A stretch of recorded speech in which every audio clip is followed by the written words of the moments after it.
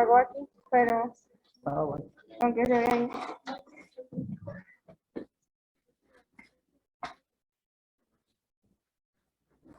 Buenos días a todos. Vamos a ver la clase de hoy, que es migraña y cefalea de Horton.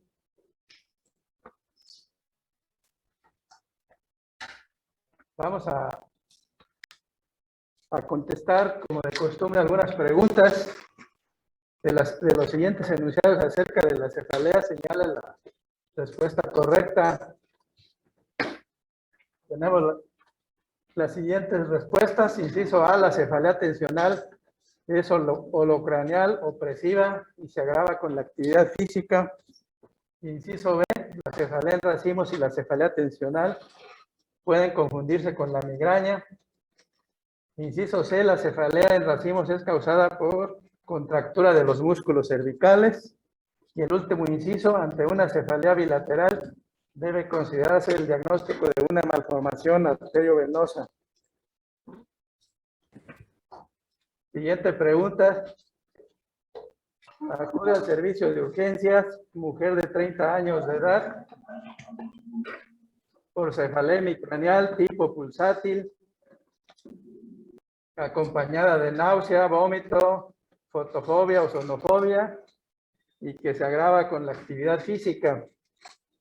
De acuerdo al cuadro clínico, ¿cuál es el diagnóstico más probable?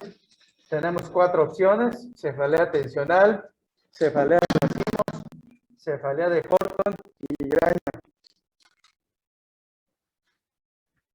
Bueno, ya tomando el tema propiamente, la cefalea es un dolor o molestia que se presenta sobre la parte superior de la cabeza.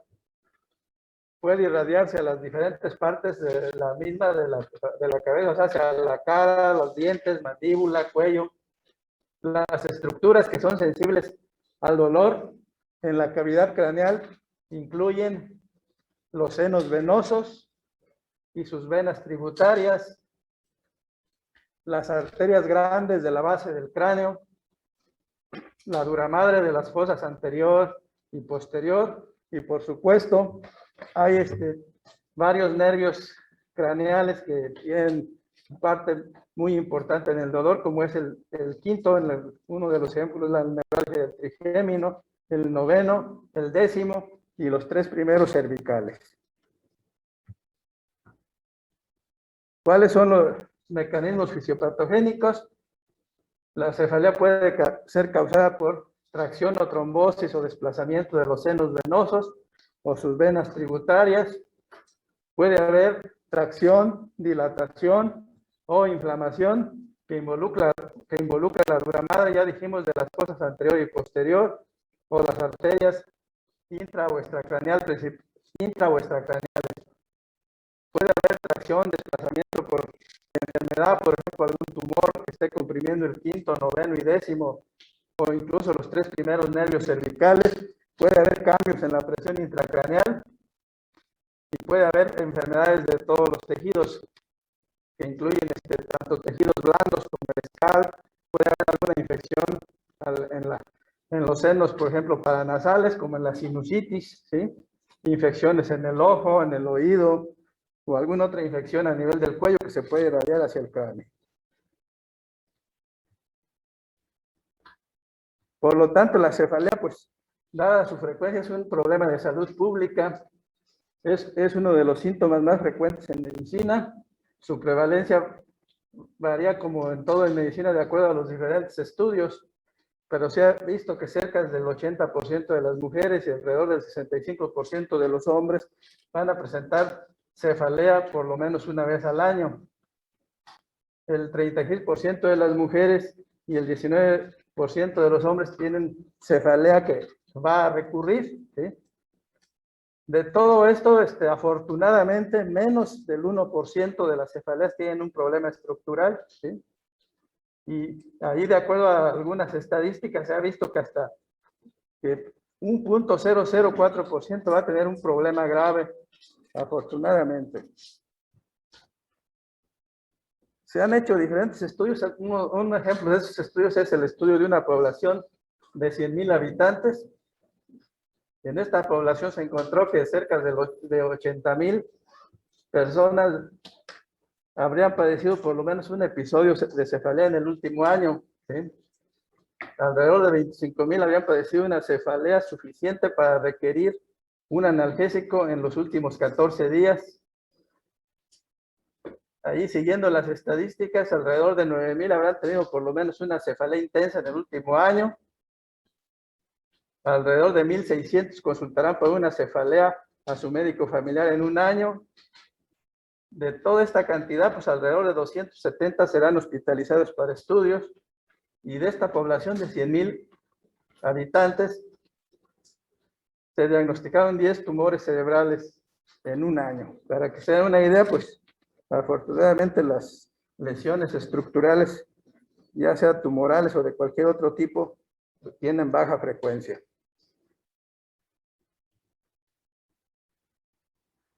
Vamos a contestar la pregunta que está ahí enunciada, que ya la pasamos. Vamos a definir la migraña. Es una cefalea intermitente con patrón paroxístico. Habitualmente va a estar acompañada de síntomas visuales como los fosfenos o fotofobia. Mencionan los pacientes, digamos, lucecitas que se mueven, por ejemplo, ¿sí? Puede tener síntomas gastrointestinales como la náusea y el vómito. La mayoría de los pacientes con migraña van a tener presentación unilateral y van a tener un carácter pulsátil, ¿sí? Hay casos raros que pueden ser bilaterales, pero lo típico es que sea unilateral. Se van a presentar, pues, una secuencia de eventos. Aquí es importante, pues, entender las definiciones. Se puede presentar un pródromo, es decir, el paciente puede tener principalmente cambios de tipo emocional, por ejemplo, apatía, ansiedad, depresión, euforia, irritabilidad. Puede presentar visión borrosa, se dice que puede ser por una vasoconstricción a nivel de las arterias del área occipital, puede presentar mareos, náuseas, ¿sí? Estos pródromos pueden durar pues unas horas o incluso un día antes de la cefalea. Luego se presenta lo que se llama el aura, que son síntomas que se presentan inmediatamente antes ya de la cefalea en sí misma. Puede ser escotomas. Escotomas pues es un defecto en el campo visual, puede ser una hemianopsia, puede ser teicopsias, que son algunos de los eventos visuales como el que ya mencionamos, escotomas centelleantes. El paciente puede tener dificultades para hablar, como la disartria y la afasia, ¿sí? Ya enseguida del aura, pues se presenta inmediatamente ya el dolor propiamente dicho. Ya mencionamos que el dolor en la migraña generalmente va a ser unilateral, hasta cerca de un 70%, va a ser pulsátil. El sitio más frecuente de presentación va a ser la región frontotemporal, puede ser periorbitaria, se puede acompañar de los síntomas que ya les mencionamos, fotofobia, fonofobia, náusea, vómito. Y la resolución generalmente, el paciente va y se acuesta porque esta es una cefalea que se agrava con la actividad y en algunas horas ya se va recuperando el paciente habitualmente. Hay casos en los que el paciente sigue con dolor incluso días y eso pues ya es lo que se llama el estatus migrañoso. En relación a la epidemiología, pues es muy variable, pero se ha visto que hasta 35% de la población tienen migraña según los diferentes estudios, ¿sí? El 90% de los pacientes inician antes de los 40 años. Este es un problema de gente en edad productiva, ¿sí? Es más frecuente en la mujer en relación de 3 a 1, ¿sí? Y se asocia, pues, como ya les mencioné, a algunas alteraciones emocionales como depresión, ansiedad y pánico.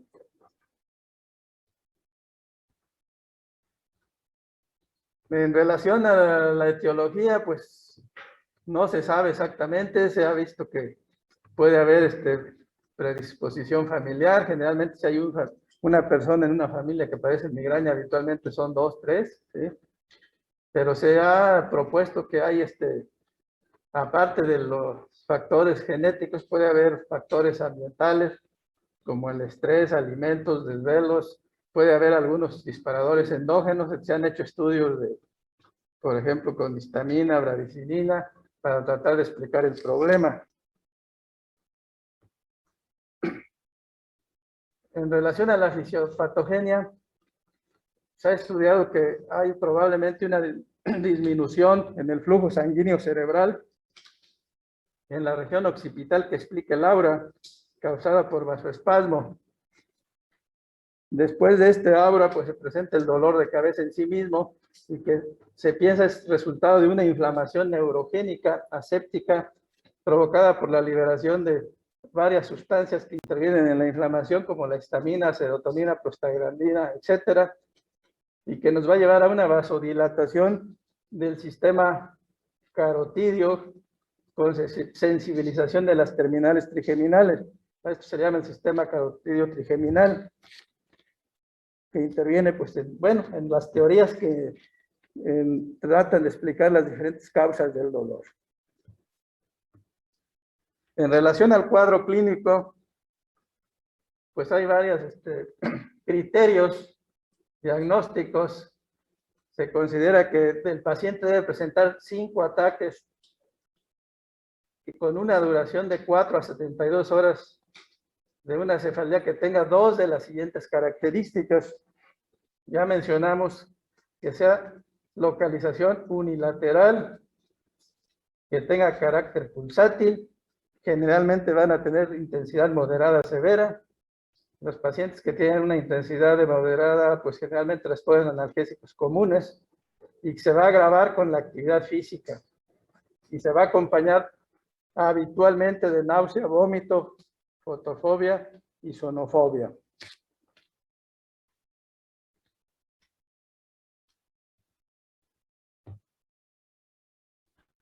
No todas las migrañas tienen aura, ¿sí?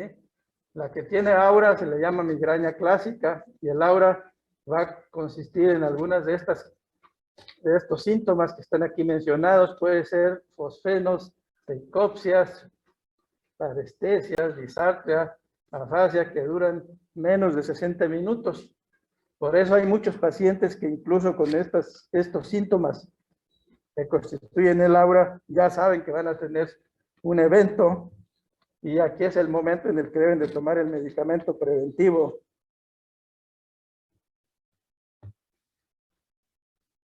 Entonces aquí tenemos pues la respuesta a la pregunta, que es un cuadro típico de migraña, ¿sí?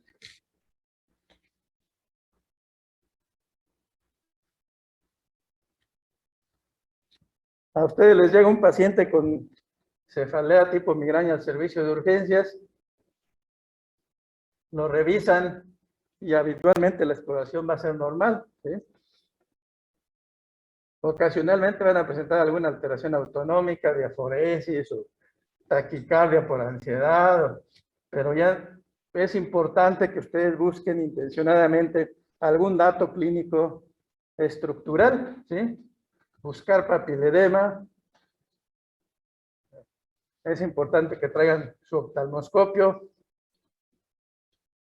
Buscar que no tenga alguna focalización neurológica, o sea, una hemiparesia, por ejemplo.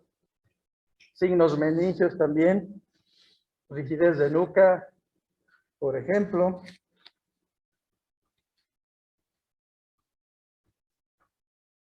Habitualmente, pues el diagnóstico va a ser clínico. No hay pruebas específicas para el diagnóstico. Sin embargo, cuando hay dudas de que pueda haber alguna lesión estructural, se tienen que realizar estudios complementarios. Habitualmente se hace una tomografía simple, que puede ser el estudio inicial. Ahí en la tomografía simple pueden ver que no hay una hemorragia subaracnoidea, por ejemplo. Si no están todavía contentos que todavía siguen con la duda pueden avanzar a una resonancia, se pueden hacer otros estudios como el electroencefalograma, el SPECT, potenciales evocados, pero habitualmente los dos primeros son los que se pueden utilizar habitualmente. Vamos a contestar la siguiente pregunta.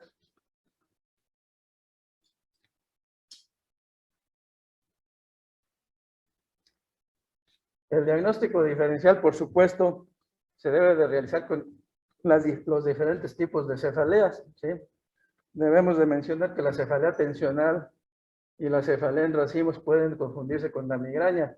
La cefalea tensional tiene la característica de que es un dolor constante, tipo opresivo, generalmente abarca toda la cabeza y que no se agrava con la actividad física, habitualmente no tiene náusea ni vómitos y muy pocas veces se acompaña con alguna fotofobia y sonofobia, ¿sí? El paciente generalmente puede realizar sus actividades, aunque el dolor de cabeza le dure una semana, sigue trabajando habitualmente. Y al revisar al paciente solamente van a encontrar alguna contractura de los músculos de la parte posterior del cuello. En relación a la cefalea en racimos, pues la cefalea en racimos pues es severa, habitualmente está localizada en la región periorbitaria, también es unilateral. Las crisis de dolor son más breves, puede durar de 15 a 180 minutos y puede tener algunos signos de disfunción autonómica.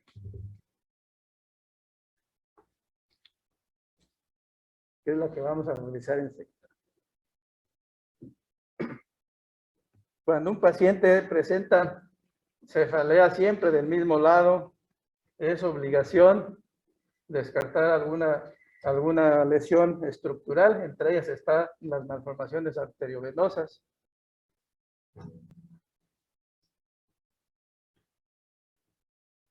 Hay pacientes que refieren, pues en ocasiones me da la cefalea o el dolor de cabeza del lado derecho, luego en otras ocasiones del lado izquierdo. Cuando es cambiante a un lado y a otro, pues habitualmente no es algo estructural. Pero otros que refieren siempre es del lado derecho, por ejemplo, es obligatorio o nos obliga a descartar algo estructural. Entonces tenemos la contestación a la pregunta de los siguientes enunciados acerca de la cefalea, señala la respuesta correcta. La correcta es el inciso B, que está ahí enunciado. La cefalea en racimos y la cefalea tensional pueden confundirse con la migraña. ¿Cuál es el pronóstico y complicaciones? En general, el 90% de los pacientes tienen buen pronóstico. Sin embargo, hay pacientes que pueden llegar a tener algún episodio de cefalea tras cefalea, o sea, se la pasan con dolor de cabeza varios días, más de 3 días habitualmente, vomitando. Por supuesto, van a estar postrados y pueden llegar a un momento a presentar deshidratación. Esto es lo que se llama estado migrañoso o estatus migrañoso, ¿sí? Estos pacientes generalmente van a requerir hospitalización, medicamentos IV y posteriormente pues, se van recuperando. Una de las complicaciones de la migraña es el infarto cerebral, que por supuesto se va a dejar como diagnóstico de exclusión. Son pacientes jóvenes y en estos pacientes debemos de descartar pues que no vayan a tener alguna cardiopatía que esté embolizando hacia el cerebro principalmente. Por supuesto, si se asocian otros factores de riesgo, paciente con migraña, como está ya enunciado, tabaquismo, ingesta de anticonceptivos hormonales, esto aumenta la posibilidad de un infarto cerebral.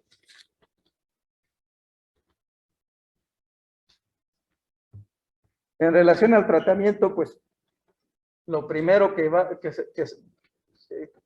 el paciente debe considerar es identificar y ver qué es lo que le provoca la cefalea, ¿sí? o la migraña, ¿sí?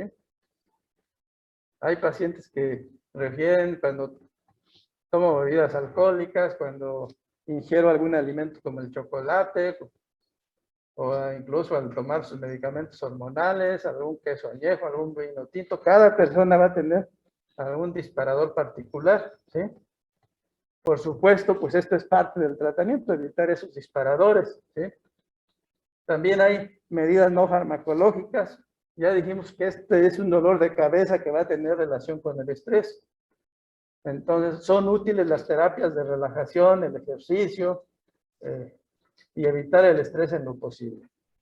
Entonces, hay dos fases del tratamiento: la fase del tratamiento agudo de una crisis aguda y el llamado tratamiento profiláctico.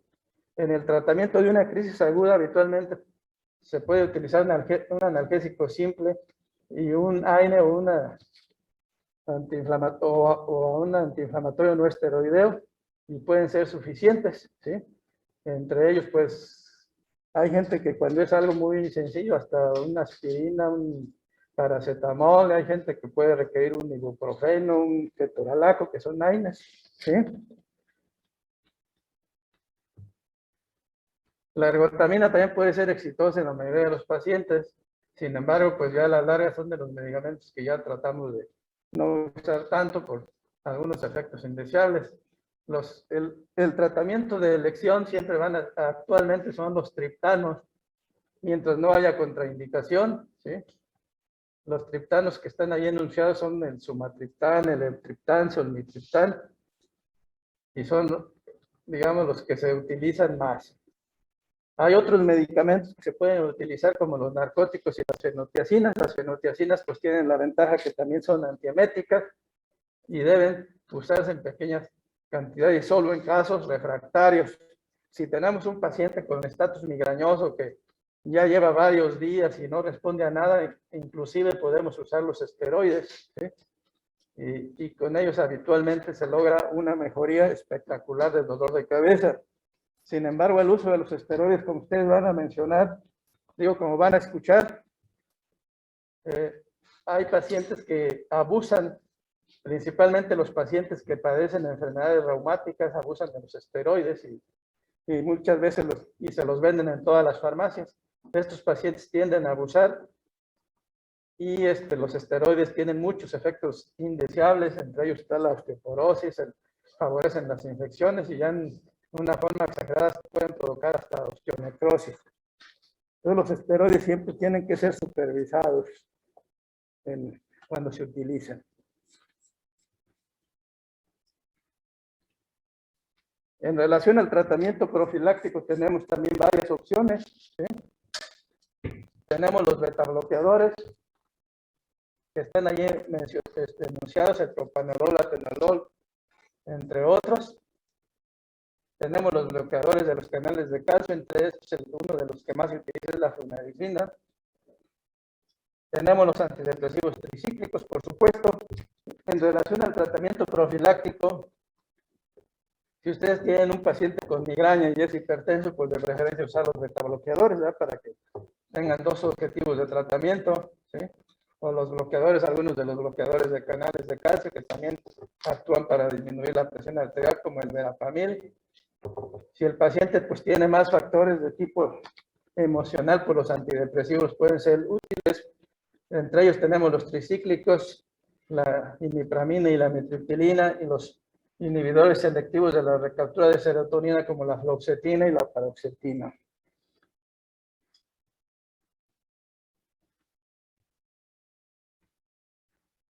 Otros de los medicamentos que se utilizan en el tratamiento profiláctico son los anticomiciales, como el ácido valproico, que es uno de los más utilizados, entre los que están ahí enunciados.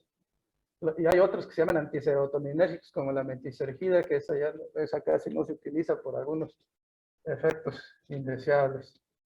¿Cuánto tiempo vamos a dar tratamiento profiláctico? Es lo que les va a preguntar el paciente. Oiga, ¿cuánto voy a estar tomando esto? Pues cada caso se debe individualizar, pero habitualmente son pacientes que mínimo 4 o 8 meses, incluso a veces años, que deben de recibir el tratamiento. En relación al embarazo, se ha visto que el 75% de las mujeres mejoran en los últimos 6 meses, aunque un 10 a 15% empeoran en el primer trimestre.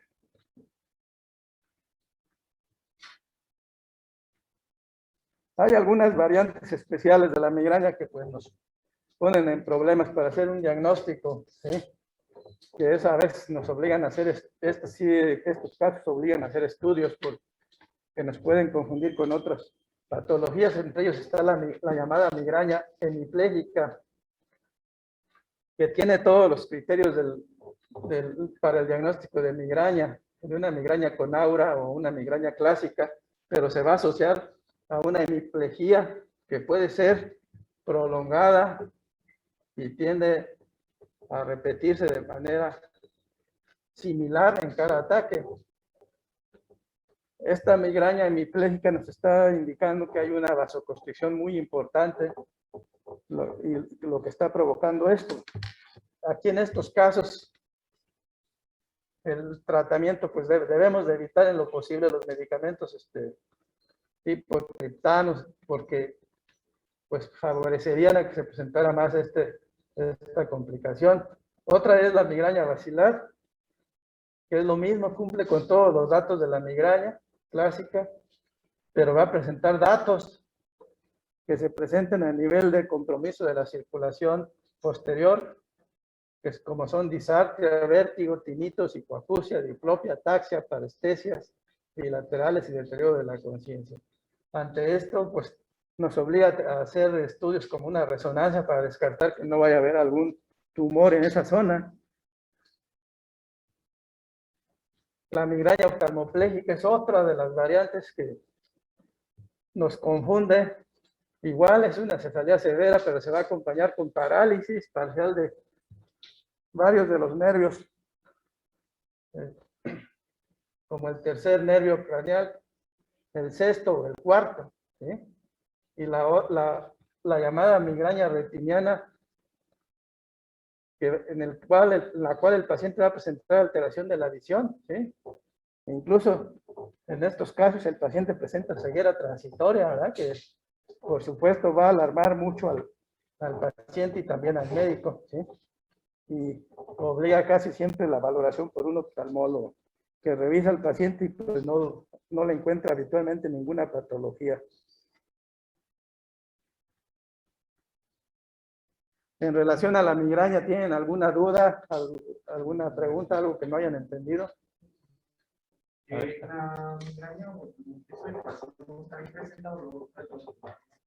¿La migraña qué? Perdón. Bueno, esa es la que vamos a ver ahorita, ¿sí? Es esta que vamos a revisar, ¿sí?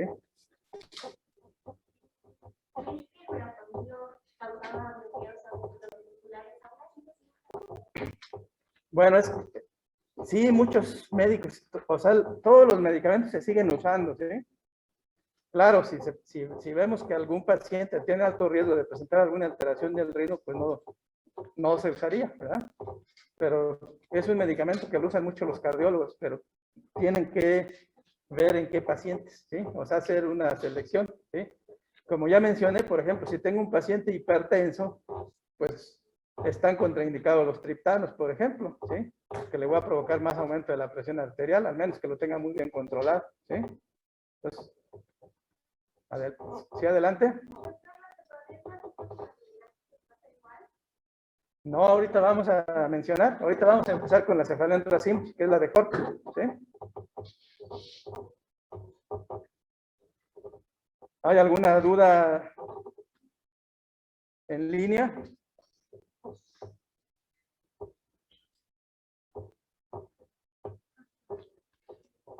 ¿Sí están escuchando la clase? Sí, doctor. Ah, bueno, muy bien.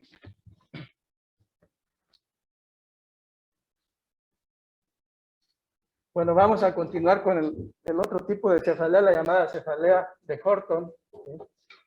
La cefalea de Horton es una de las cefaleas más severas.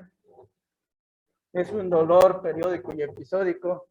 La mayoría de los pacientes refieren, nada más tuve un dolor intensísimo que me duró una semana, por ejemplo. Es raro que duren mucho tiempo, ¿sí?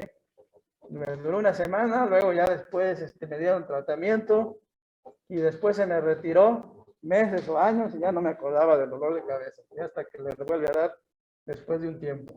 Eso es lo más común, ¿sí? Es un dolor de acuerdo a la pregunta, es de predominio orbitario, ¿sí? Orbitario o periorbitario, y va a tener habitualmente signos de disfunción autonómica. También se conoce como la llamada cefalea histamínica, neuralgia migrañosa, neuralgia del ganglio esfenopalatino o cefalea en racimos, ¿sí?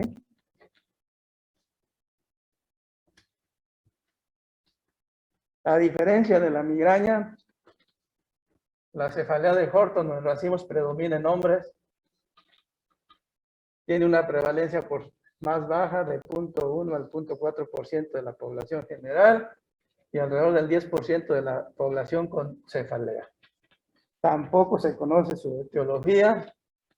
Se han propuesto diferentes teorías, entre ellas factores hormonales, múltiples disparadores de la cefalea, como el consumo de tabaco, alcohol, desvelo, estrés, e incluso la utilización de vasodilatadores en pacientes cardiópatas como los que utilizan nitroglicerina.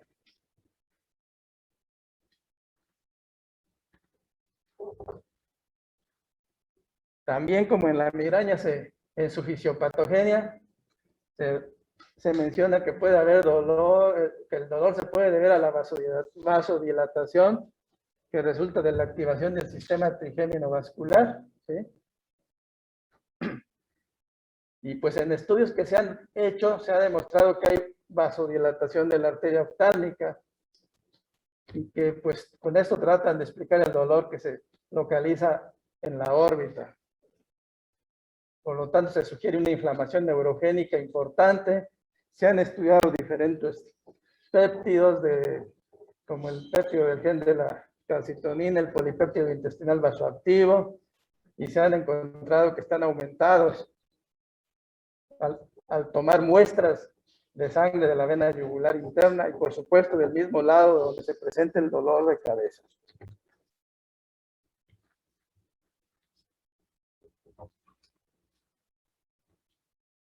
Se ha visto que cuando hay patología a nivel del seno cavernoso, se puede explicar algunas veces este tipo de dolor, ¿sí?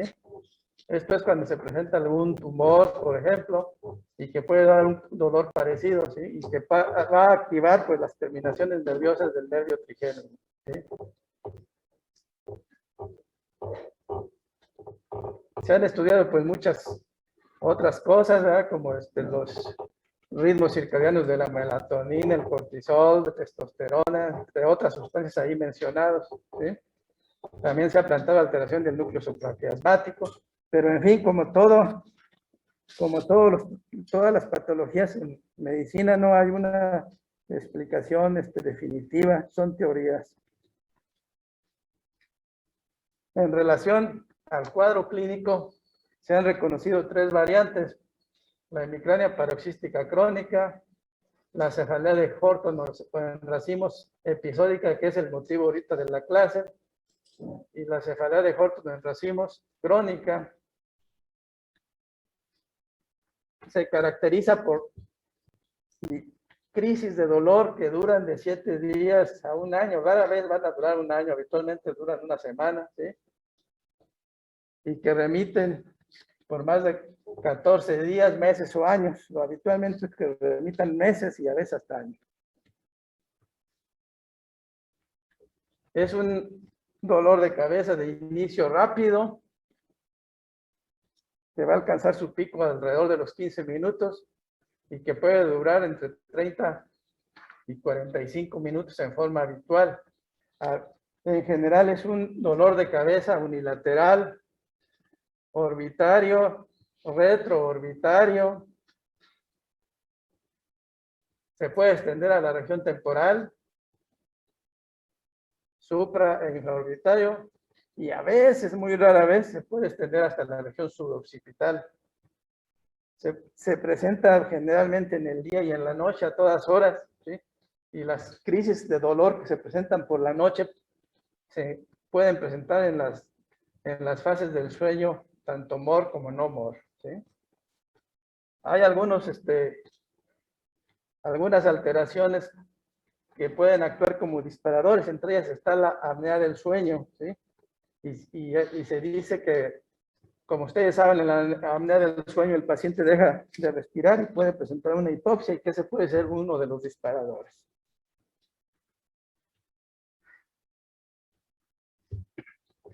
Ya mencioné que en la exploración física pueden encontrar algunos datos de alteración del sistema nervioso autónomo. Pues ya sabemos que el sistema nervioso autónomo se divide en simpático y parasimpático. Pueden presentarse síntomas parasimpáticos como son el lagrimeo, la inyección conjuntival y la rinorrea. El paciente puede tener el ojo rojo, ¿sí? También puede haber alteraciones simpáticas. Aquí en este caso sí es importante que se aprendan que estos pacientes, por eso se llama cefalea, es una cefalea que puede provocar lo que se llama el síndrome de Horner, ¿sí? El síndrome de Horner pues, puede estar causado por algún tumor que pueda comprimir alguno de los ganglios simpáticos. Hay que estudiar el proyecto del sistema nervioso simpático. Tiene varios ganglios que habitualmente pasan por la cara anterior de la columna a nivel cervical. Y en esta patología se puede presentar este síndrome de Horner sin tener patología orgánica, que consiste en tosis, miosis y anhidrosis, por supuesto, en el lado donde está el dolor de cabeza, ¿sí? Acompañado de sudoración facial y palidez. Entonces, síndrome de Horner, tosis, miosis y anhidrosis. Ven un paciente que les llega con el párpado caído, pues lo primero que buscamos es nosotros un tercer par, ¿verdad? El tercer par pues es la tosis y vamos a tener midriasis cuando hay afección del tercer nervio craneal. Aquí no tienen midriasis, aquí van a tener una miosis, ¿sí? Y habitualmente el paciente no va a sudar, ¿verdad? En ese lado, ¿sí? Entonces, en estos pacientes pues siempre obliga a buscar ese síndrome, no siempre se presenta, pero puede estar asociado, ¿sí? El paciente en este caso está inquieto, el paciente no puede estar en reposo, al contrario del paciente migrañoso. El migrañoso busca el reposo, en este paciente no, es un paciente inquieto, se levanta, se sienta, ¿sí? Algunos se llegan a golpear en la pared, ¿sí? Incluso algunos han llegado a suicidarse de dolor tan intenso, ¿sí?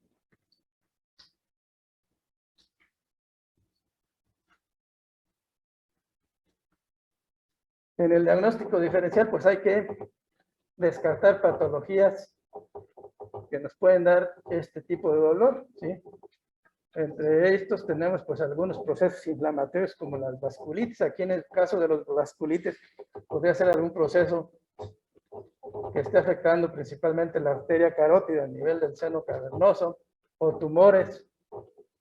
Puede ser un meningioma que se extiende al seno cavernoso, un adenoma de hipófisis que tenga una extensión importante al seno cavernoso. Sin embargo, pues en la mayoría de los casos, pues no vamos a tener patología asociada, ¿sí? Y por lo tanto toma el nombre de una cefalea de Horton idiopática. El diagnóstico, igual que en la migraña, es por clínica, una historia típica. Ante la duda, pues siempre hay que hacer estudios complementarios. Como ya mencioné, la tomografía de cráneo simple, que puede... aquí se menciona simple y contrastada, pero bueno, yo habitualmente les pido una tomografía de cráneo simple, y así veo que es algo que requiere más estudios, entonces sí pido la resonancia, y la resonancia así con medio de contraste, porque pues hay que considerar que hay pacientes que pueden tener, hay muchos pacientes diabéticos e hipertensos que ya pueden tener cierto grado de afección de la función renal, y hay que cuidar también el riñón. El electroencefalograma generalmente no está indicado, y la punción lumbar se puede realizar siempre que haya signos meningios, y por supuesto ya saben ustedes que para realizar una punción lumbar primero hay que realizar una tomografía para descartar que no vaya a haber una lesión que esté provocando el aumento de la presión intracraneal. Entonces, siempre que vayan a hacer una punción lumbar, tengan precaución. Hay pacientes que han muerto por herniaciones, por no hacer un diagnóstico previo de hipertensión intracraneal.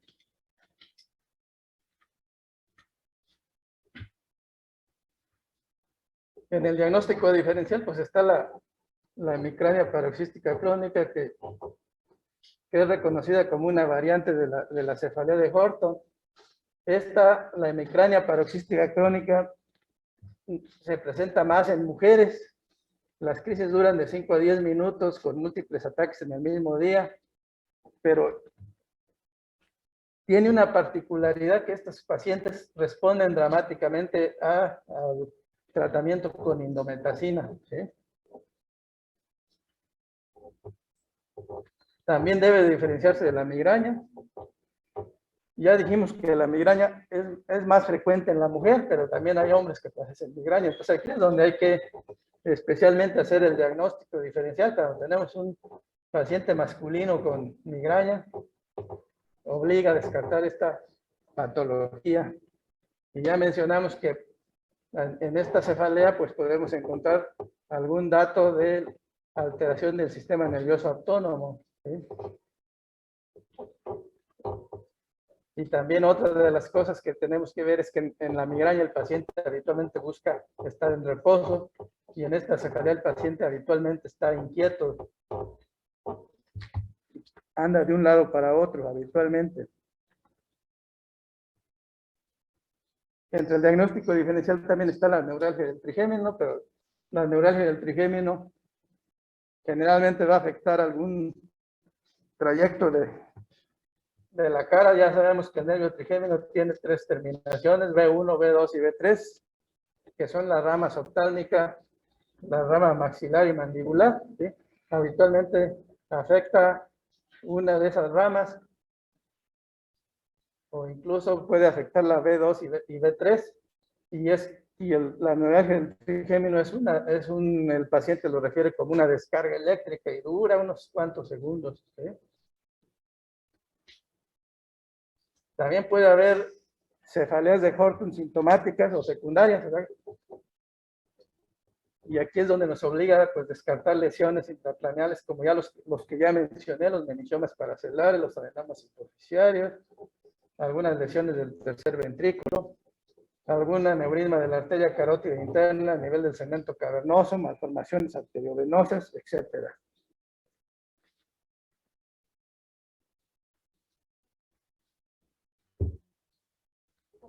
¿Cuándo debemos de sospechar una cefalea de Horton cuando racimos secundaria? Pues cuando presentamos cuando presenta algunas de las siguientes características, como ausencia de periodicidad típica, cuando hay una respuesta inadecuada al tratamiento, y cuando hay otros síntomas o signos neurológicos, además de la tosis y la miosis que ya vimos en el síndrome de Horner. En relación al pronóstico, generalmente es bueno, tiende a desaparecer conforme aumenta la edad. Un tercio de los pacientes de la cefalea de Horton crónico se transforman en la variedad episódica,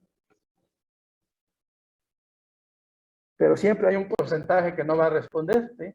El 10% de los pacientes van a tener cefalea intratable y nos va a obligar a realizar algún procedimiento quirúrgico de los que se utilizan en la neuralgia del trigémino. Entre ellos está la risotomía, la llamada risotomía, que es una sección, ¿verdad?, de algunas ramas del trigémino.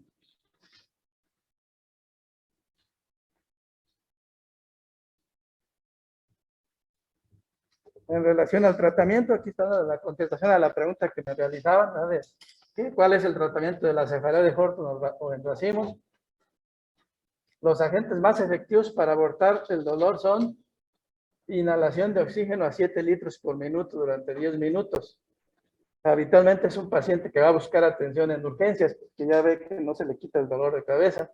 Entonces le aplican esa cantidad de oxígeno y habitualmente el oxígeno va a tener una acción vasoconstrictora y nos va a ayudar a controlar el dolor. Se puede utilizar el sumatriptán, que se puede aplicar en forma subcutánea, y mejora rápidamente el dolor en 5 minutos. La dosis habitual son 6 miligramos y se puede repetir en caso necesario. Los triptanos, pues les vuelvo a repetir, están contraindicados en pacientes que tienen riesgo de enfermedad coronaria. Un paciente que ha tenido alguna angina de pecho, ya o incluso si tuvo algún infarto agudo del miocardio, cuidado con este medicamento, entonces muchas veces no se puede utilizar. También en un paciente que tenga hipertensión arterial descontrolada.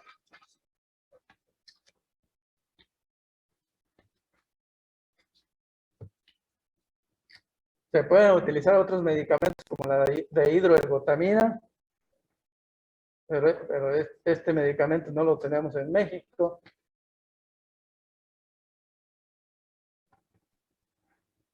Otras opciones son una aplicación de gotas nasales de lidocaína.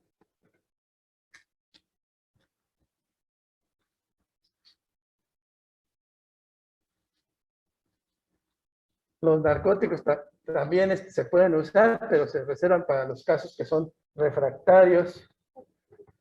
En relación a la profilaxis el tratamiento profiláctico incluye la ergotamina, el verapamilo, carbonato de litio, corticosteroides, metisergida y ácido valproico. Ya mencionamos que la indometacina solo está indicada en la hemicrania paroxística crónica, que en este caso pues, se presenta principalmente en las mujeres. Aquí los antidepresivos tricíclicos y los beta bloqueadores no van a tener efectividad, ¿sí? Hay pacientes que son refractarios y en los cuales incluso puede ser necesaria la aplicación de corticoides como la metilprednisolona, en forma de infiltración. Ahí está anotada la aplicación de metilprednisolona, 120 miligramos con lidocaína, y se va a hacer tratando de aplicarla en el nervio occipital mayor, en el lado donde se presenta el dolor. Esta infiltración, pues en algunos pacientes puede lograr una mejoría de 5 a 73 días. En otros casos, pues a veces tenemos que llamarle al anestesiólogo y nos ayude a hacer algún bloqueo del ganglio esfenopalatino con cocaína o lidocaína, ¿sí? Y también nos va a ayudar a eliminar el dolor también por algunos días.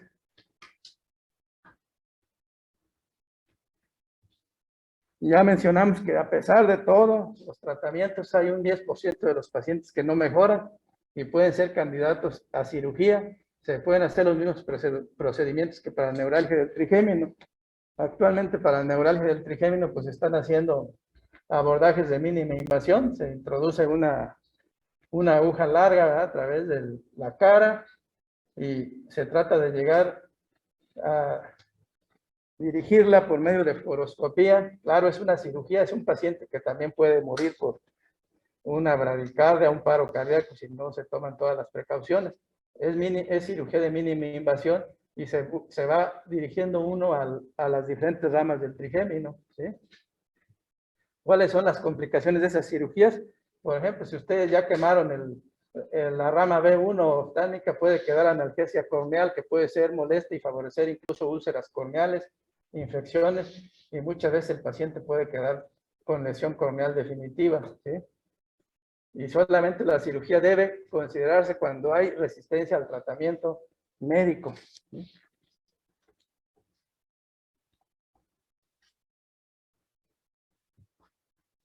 Bueno, en términos generales, esto es lo relacionado a la cefalea de Horton en racimos. Si hay alguna duda o alguna aclaración, a sus órdenes.